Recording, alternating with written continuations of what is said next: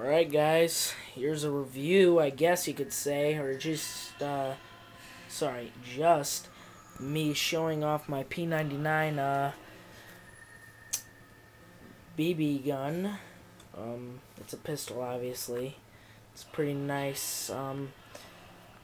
It's really nice. I like it. It's semi-automatic. It's got some bulk to it. It's pretty heavy. I'd say it's about a pound and a half. That's pretty heavy for a little pistol. It takes these, I think it's 15 round magazines, with the copperhead BBs, which are up on the top there. But so this is a really cool gun. I love it a lot.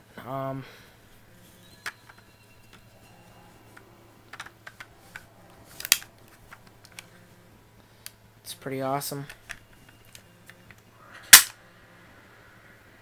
As I said before, it's semi-automatic, and it really actually has quite a kick to it. It'll sting you pretty good, so pretty nice little gun. Of course, to release the magazine. Sorry, I'm trying to work with one hand here. Sorry about that, guys. But there it is. It's a pretty awesome little gun. Alright.